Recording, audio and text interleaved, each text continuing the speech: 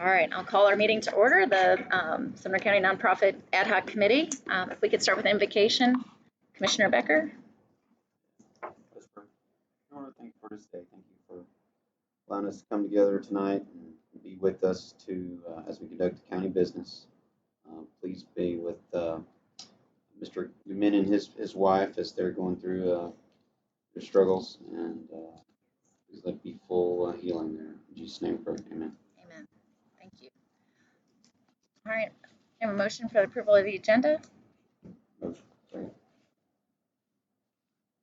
Did you get all that, Jessica? I don't know if it matters. Dyer and Becker. All in favor? Aye. So that's unanimous.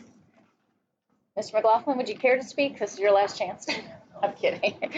We'll certainly welcome your input. Thank you for being here tonight. May I have a motion for the approval of the minutes? Thank you. Second, Mr. Dyer. Comment? Yeah, can we, unless I'm overlooking, can we, so I was not here, can we indicate in the minutes, like the attendance? I'm sorry about that, Mr. Baker. No, it's fine. I'll fix it, yeah. I don't know, I may have been the only one not here, but I just noticed I that. apologize. I think Mr. Nipro was not here last time either, the rest of us. I'll fix that. Okay, thank you. With that amendment, we have a second? I think. Do we already have a second? Okay. All in favor? Aye. So it's unanimous. I'll defer to the new business for report of the chair. David, is there anything you'd like to share? Any updates or anything new that you've learned since? No report. Okay. So really just two items, I think, for discussion today. I'd like for us to, if possible, approve the resolution that defines at a high level kind of our strategy for how we will handle nonprofit charitable donations in the future. Pages 3 and 4, I think in your packet, that includes the proposed resolution. I've included the changes that we talked about during our last meeting. So at a high level, we're looking at 3 different categories of charitable organizations that we would support, those being rural fire departments, secondly, economic and environmental agreements, those things that are contractual or private act or other type of contractual agreements. And then the last category, we decided to call that serving our citizens, and that really representing all the other local nonprofit organizations.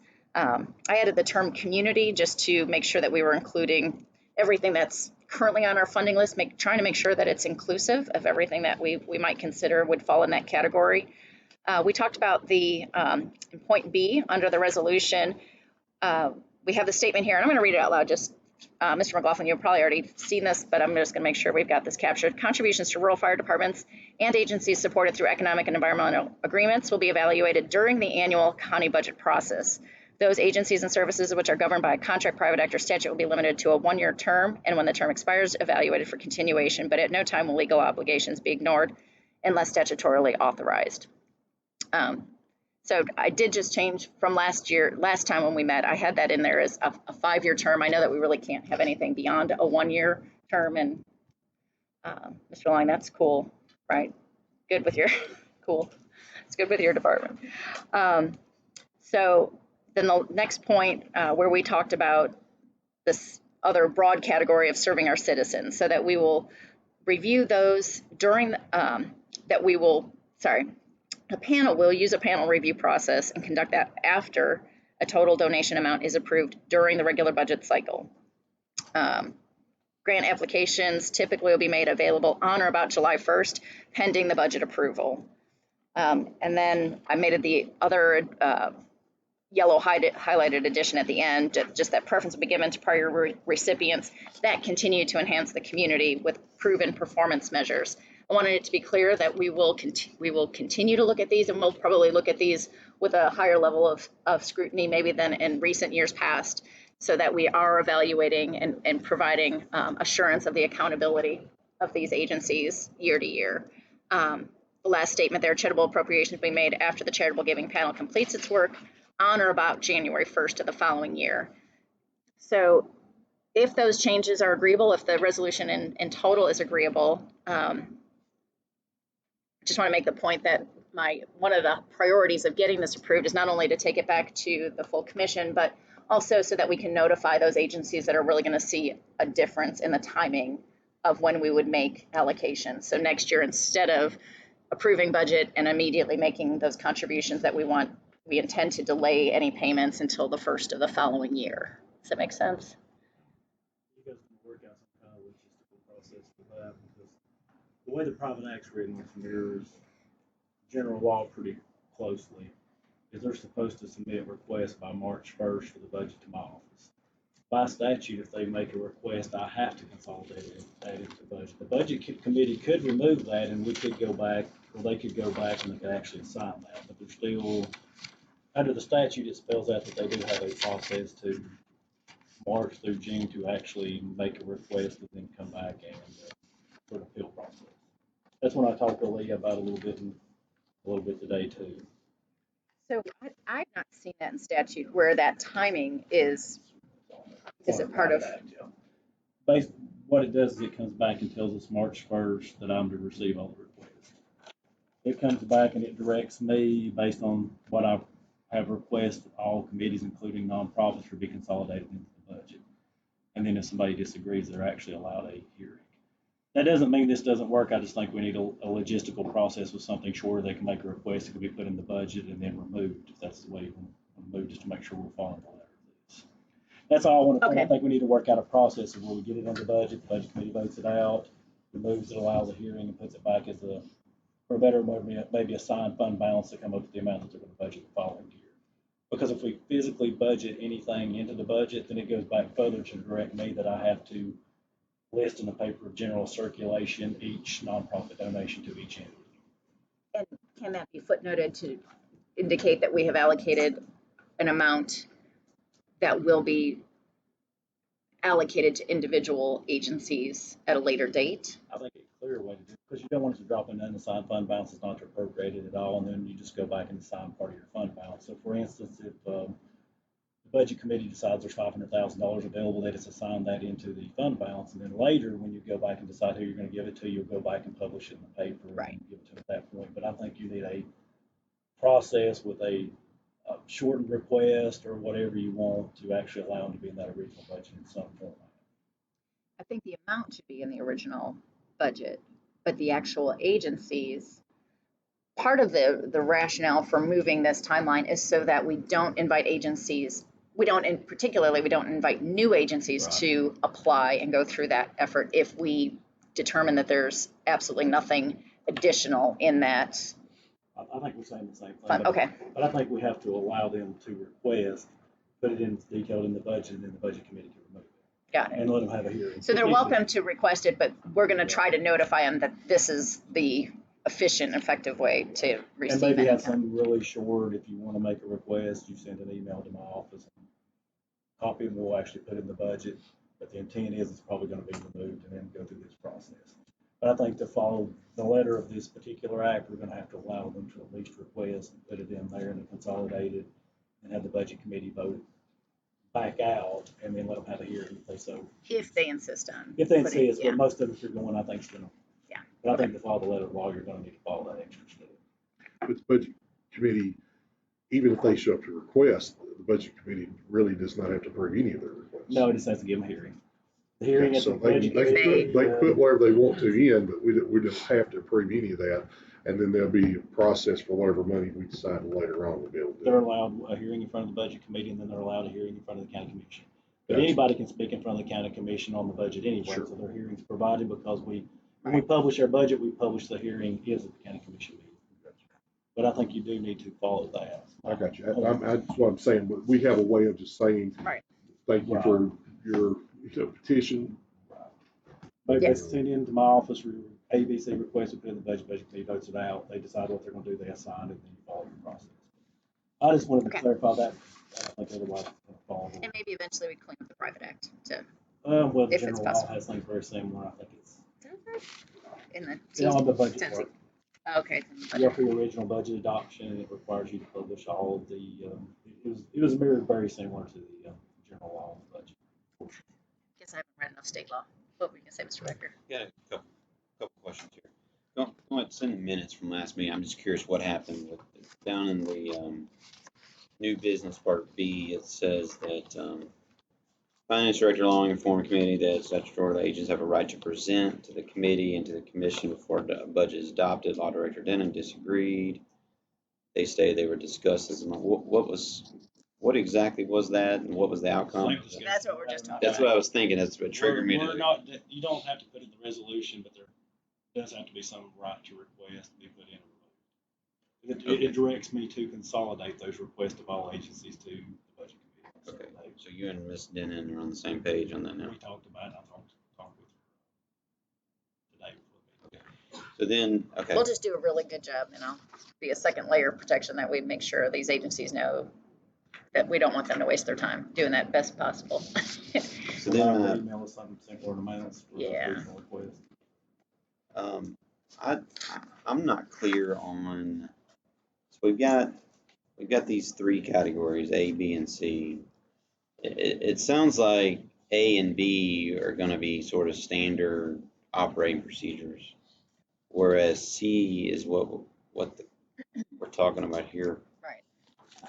The way I'm reading this, and I don't know if, are we saying that, or is this saying that category C would be, their funding would be January through December instead of July through June?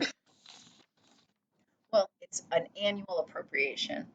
I suppose this currently, if an agency that received money this year, for example, the $5,000 that were given to Ashley's Place, have they already received their appropriation for this year or their contribution? We only receive half of it. They can only receive half of it before January 1, or they can wait to receive all of it after January 1. I can't. Okay, be so sure I- that they have it. What we're discussing, Mr. Becker, so you know, each year when you receive, you received all those requests in the budget. If they send them to me, we've got to consolidate those. The budget committee could come back and remove those, and at the end of the budget process, decide a total amount that's available for nonprofits. If they put the total amount available for nonprofit as an assigned fund balance, it will allow them later to take that amount that was held back in the budget and in January decide what they want to do with it.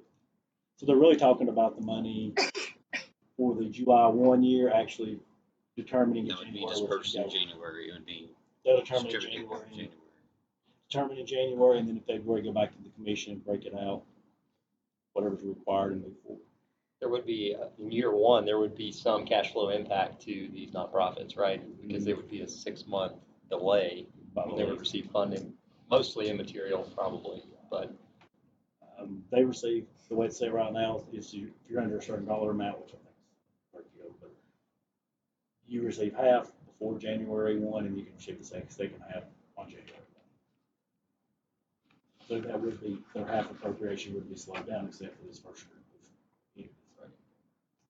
For up to 6-7 months maybe. But there's, Which is why we want to notify them now that that's the process change we're anticipating, with the goal of having a more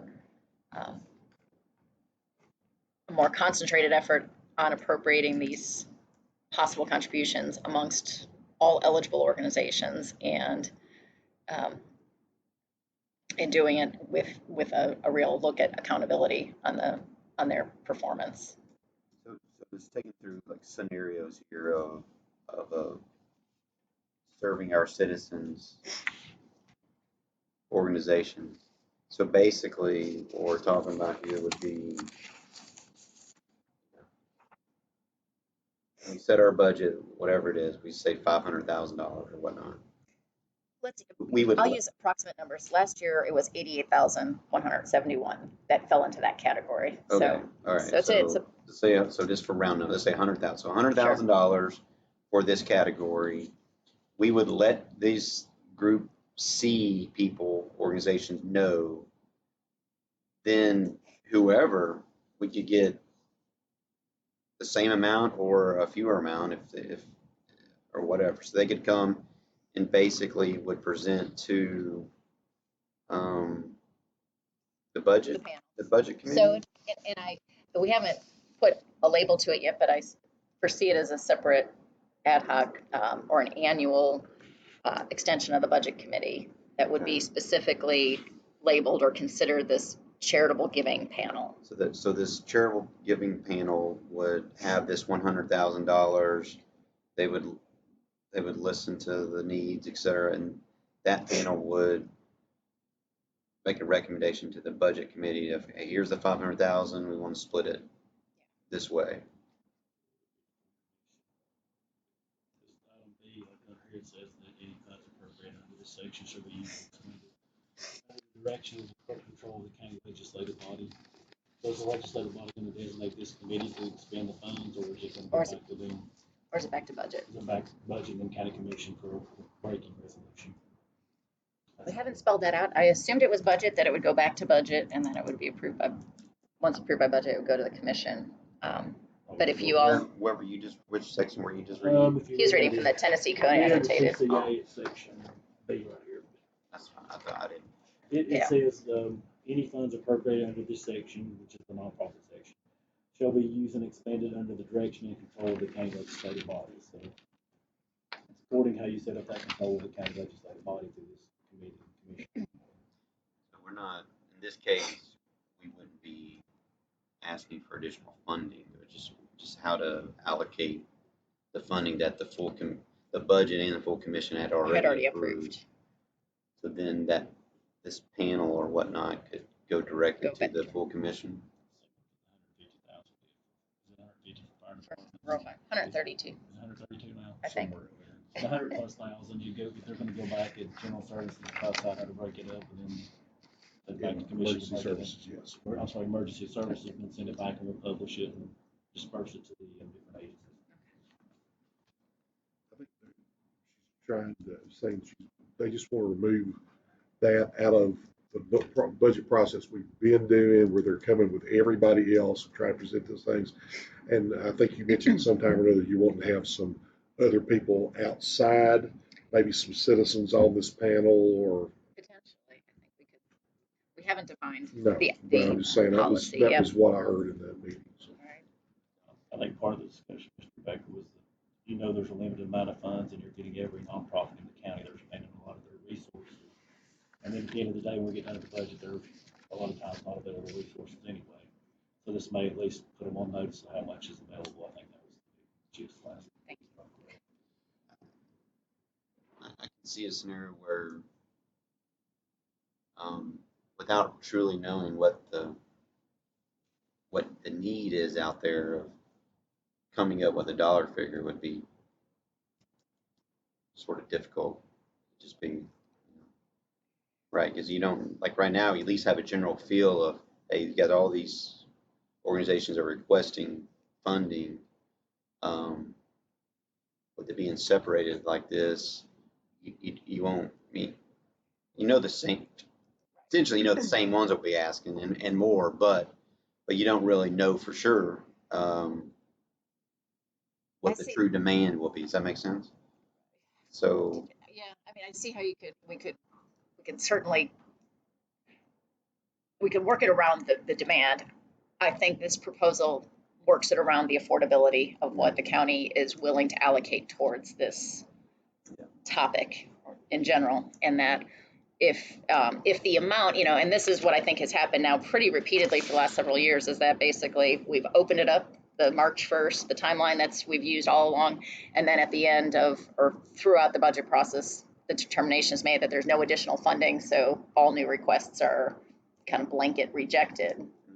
And that part of the process has made it, I would think, just the amount of time, as you were pointing out, that's been unfortunate, because you've had a lot of agencies that have put a lot of time into completing requests when ultimately, the decision is there's no new funding, so any new requests were blanket rejected.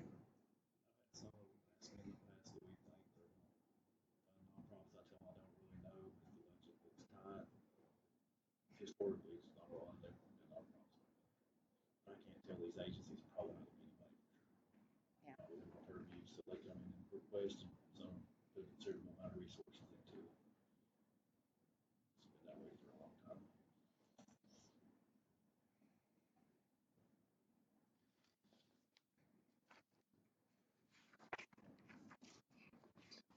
don't see a scenario that we would ever increase it above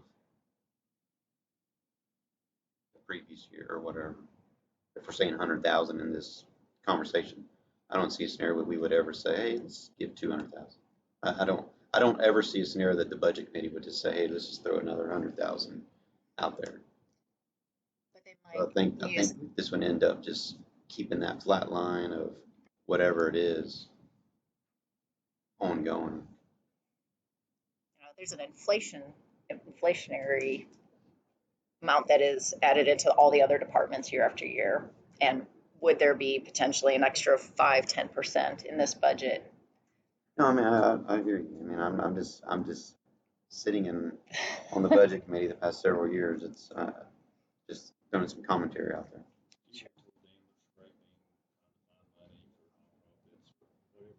Right. Trying to cut other areas. So I think what Mr. Baker's trying to say, it may inadvertently take the nonprofits out of the competing for additional resources like the other departments.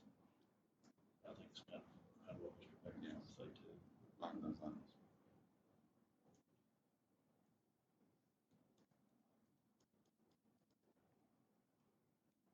What really looks like it would work best is if you start looking at these in January, some of the March request on for, but you don't know the dollar figure. It's kind of the chicken and the egg. And that's what we're into.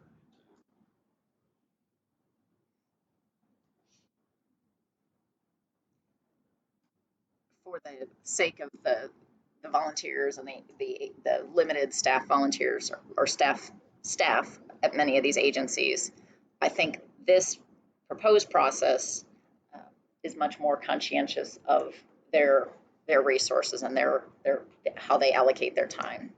If they know going in that there is no additional funds, it would be that would just be a useful data point in determining how or whether or not they're going to complete that Well, application.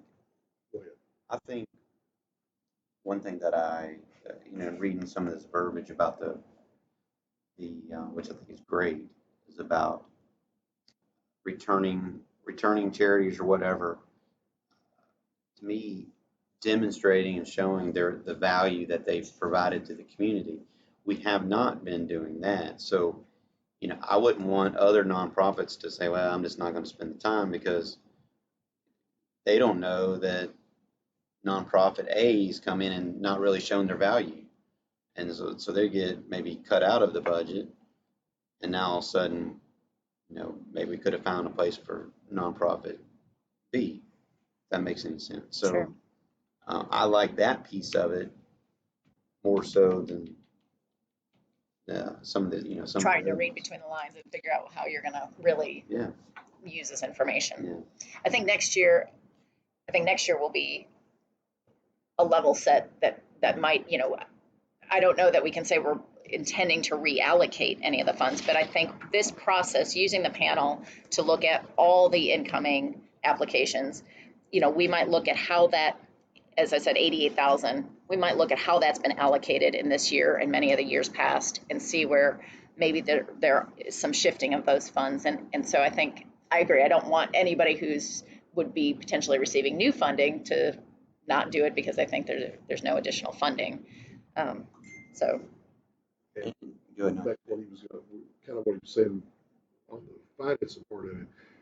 In order for them to bring their stuff to the budget, which is what they're doing statutorily, whether they don't necessarily have to, if it's what you're doing here, they're not going to know what that amount is prior to that point, for sure. For sure. It's moving the needle, and I mean, as far as a process that is awkward and has, a lot of give and take with a lot of other bigger issues. Ultimately, I really still believe this is going to be a better solution for these agencies. But do you have something in mind here of how I'm reading the yellow highlighted on the bottom of the page on top of it. Proven performance measures. Yes, that these recipients that continue to enhance the community with proven performance measures. Do we have any thoughts of what those performance measures will be? Well, kind of the next part of the discussion is the application. So included in your packet, you have the outside agency funding request. It's about a 6-page document. You got 2 pages of introduction. There's 4 pages of, spreadsheet worksheets that are completed, and agencies are completing this and providing this information in addition to the last page, not the very last page, but the spreadsheet on page 12. And so that information is all being provided by these agencies. I know from sitting through our budget committee this past year, what has been provided to the budget committee for decision making, along with the 5 minutes that we allocate to each department or agency that wants to come and present, is really just these spreadsheets. And within the spreadsheets, you do see year to year, if the data is provided, you can see how many employees and how many residents are served year to year. And then there's some financials. But I really think that the proven performance measures, and maybe that's not exactly the right terminology, maybe we can tweak that a little bit, but that really comes in the larger outside agency funding request application, where it talks about the objectives achieved, community impact, outcomes, and such. And so whether or not this is the exact format that we'll use next year, this document really gets to more of how you can evaluate the performance of any given agency. So that's, I think we should discuss this application separately, but that's what's intended in the resolution, is to refer to.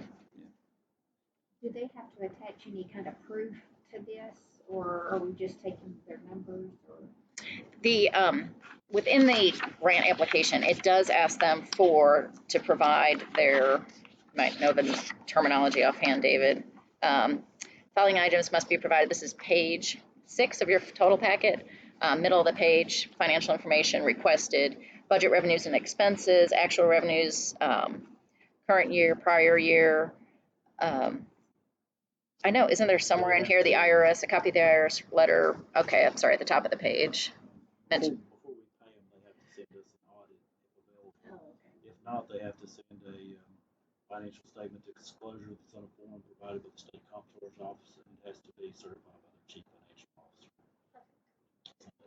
It's not provided with this, but it's provided subsequently before payment. So we have the year before on most of the entities. That's the new applicant.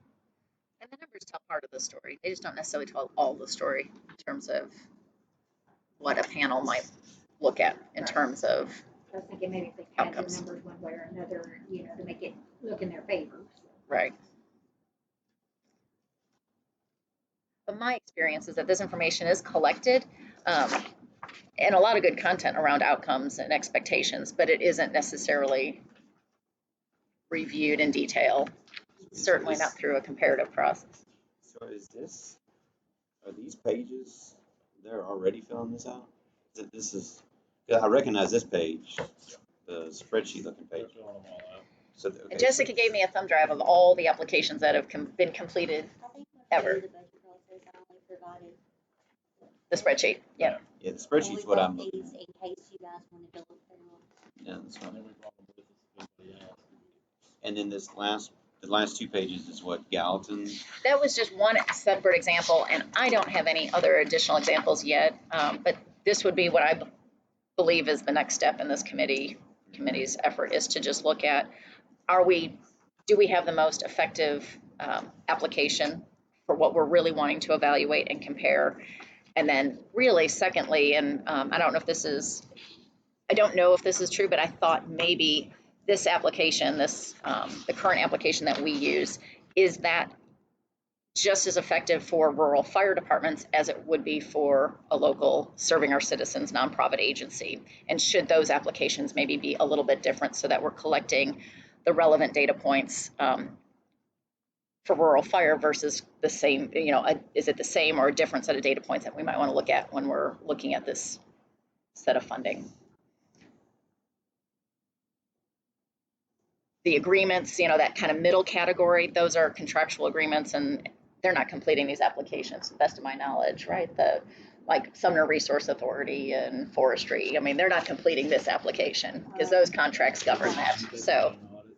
yeah. And the resources they come in for that.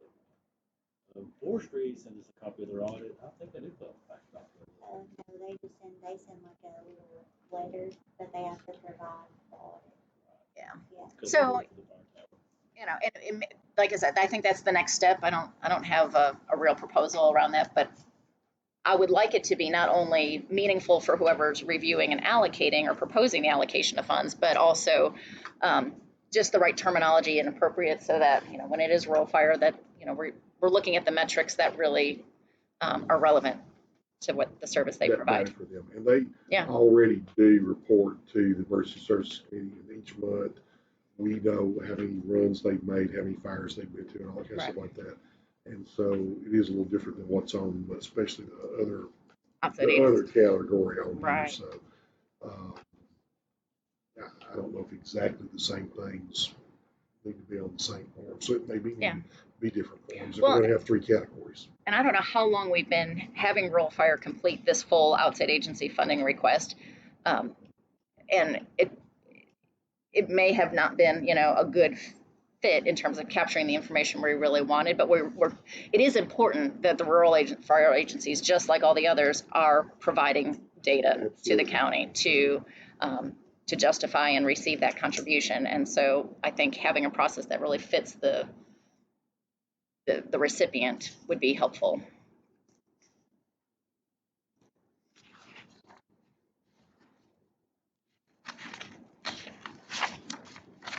So, back to the resolution. Are there any amendments to the proposed resolution? Or potentially a motion to approve this and forward it back to, we go back to budget. That would be my expectation since this is an ad hoc of the budget committee.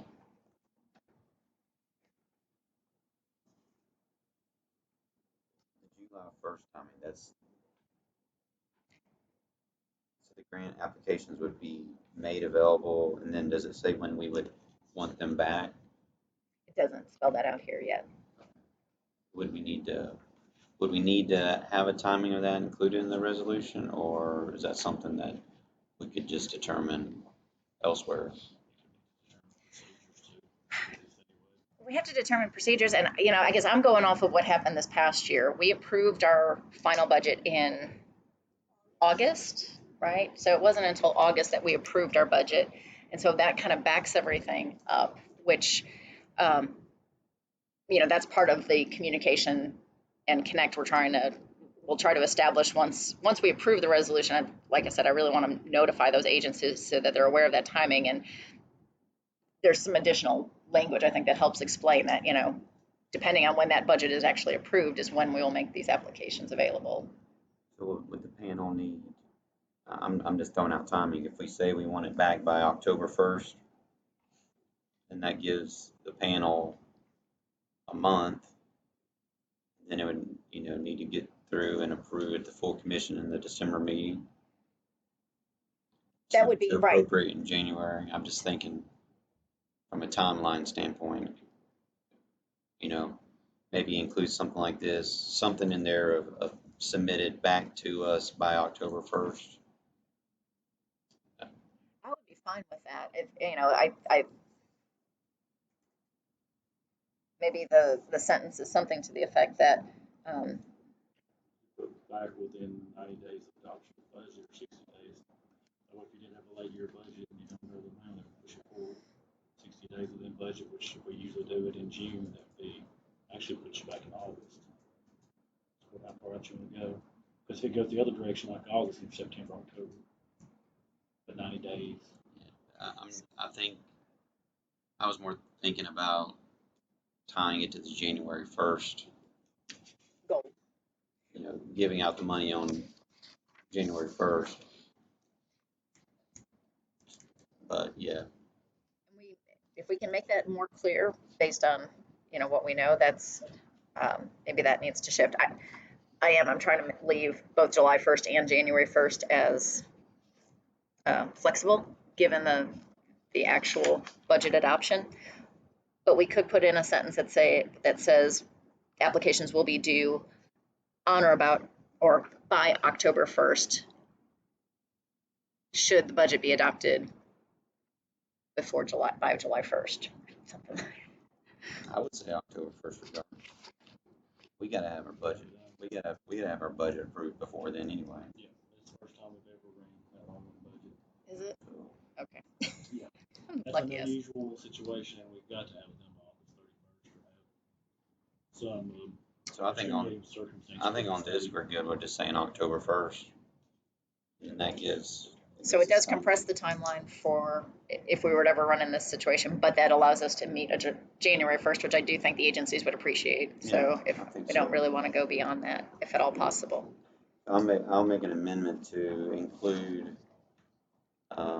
I don't know where the right place is, but I think at the end of that, so the large section, grant applications typically made available on or about July 1st of each year pending budget approval and due on October 1st. be submitted Yeah. by October 1st. I'll make that amendment. Submitted. Motion for the amendment.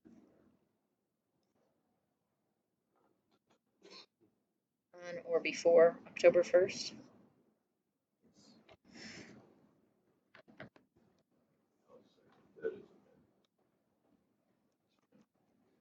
All in favor? Aye. Mr. Long, one question I have based on what you said earlier, is what we are writing in this about they're gonna submit these by July 1st, wherever else.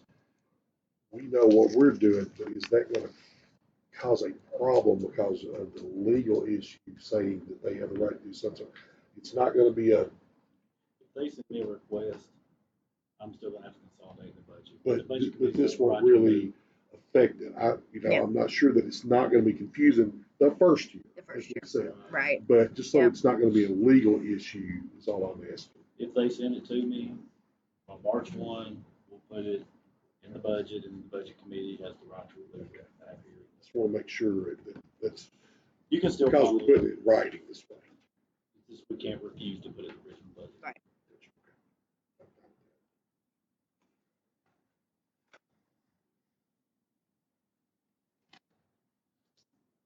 Any other amendments? I'll make a motion on this resolution as amended. All in favor? Aye. Show it's unanimous.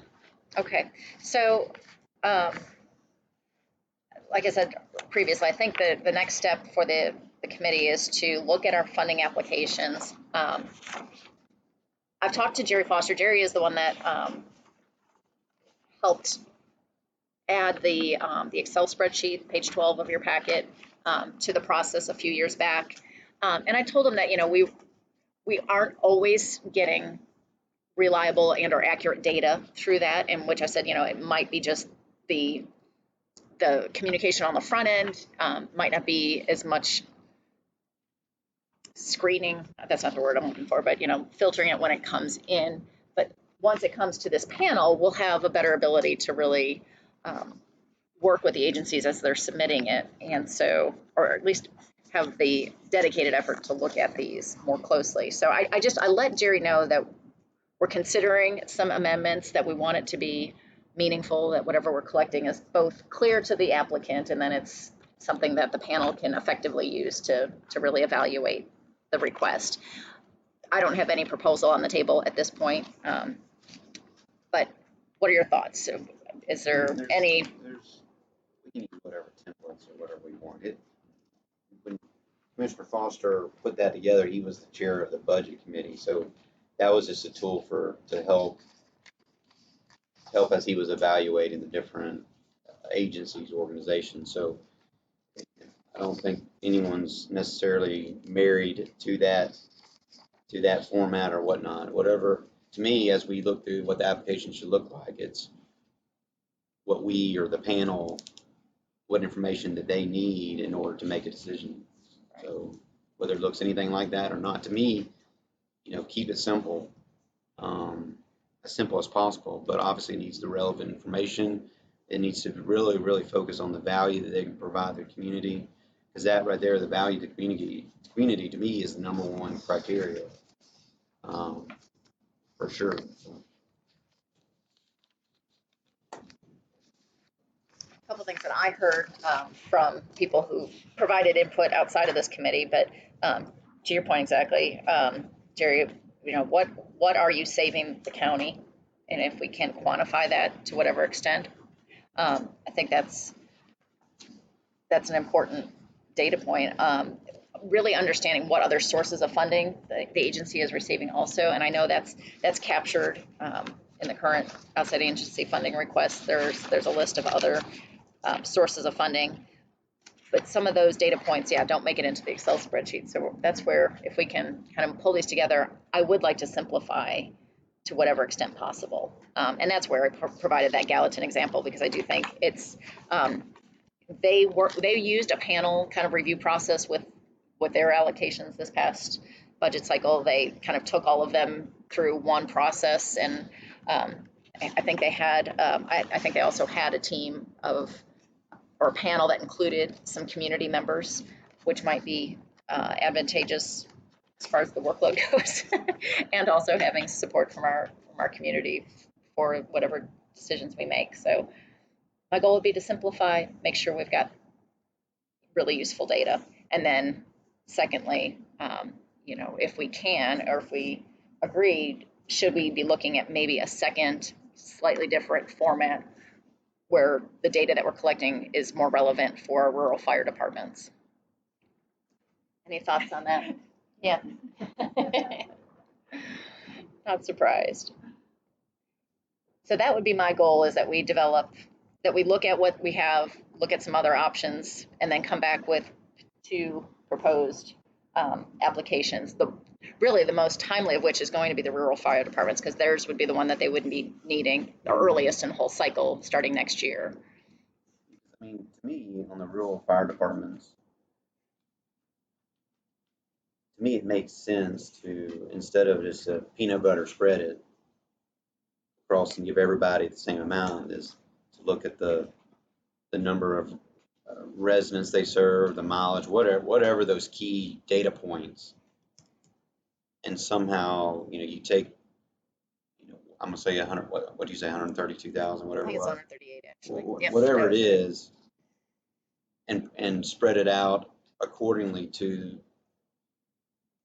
yeah, the size of the area, whatever those criteria are, versus just giving everybody 14,000 or 20,000, whatever it is. I haven't really. I strongly disagree with that. And we've had this conversation a couple times over years, because what we're giving them is such a minimal amount, you know, that it's not really feasible to, I don't think, to give one department 4,000 and one department 30,000. You know, if that starts to move up, I certainly believe we need to look at that as far as maybe number of people that we cover and all that.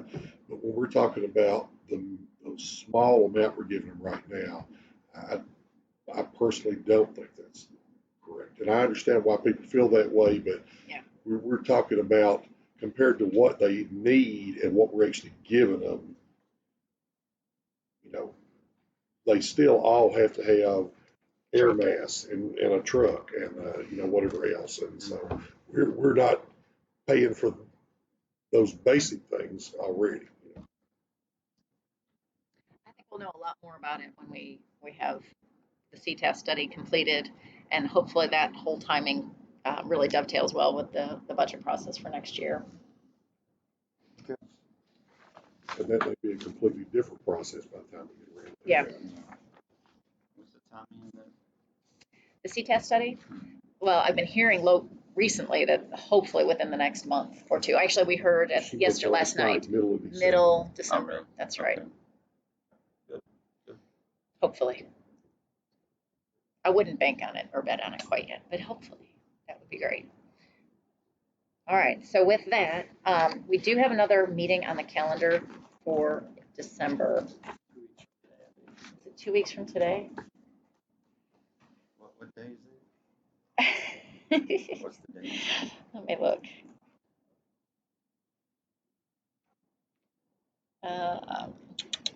Tuesday, December 3rd. You are right, 2 weeks from today.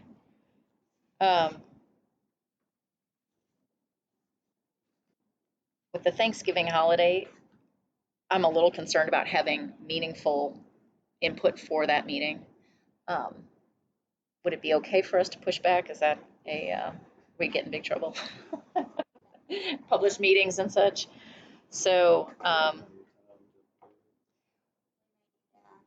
always move it in. As long as it don't overlap with any of your meetings. could we do it the night of our next county commission meeting, December 16th, earlier in the day? Or is that, there's probably other, Committee on committee on committees meets at 6:30, beer board meets at 6:30. But if we, Well, Finance. we'll be meeting on the 9th. Yeah. So, yeah, well, yeah, we're not gonna be meeting them twice in December. Yeah. So we could take the 5:30 slot on December 16th. let's do that. That's before the county commission. It is. It's the same, yes. Trying to stack your whole evening so I'm that so sorry. you can do it once instead of back to back like we did this Yeah. week. So 5:30 on Monday, December 16th. Yes, perfect. Yeah, that works better. Great.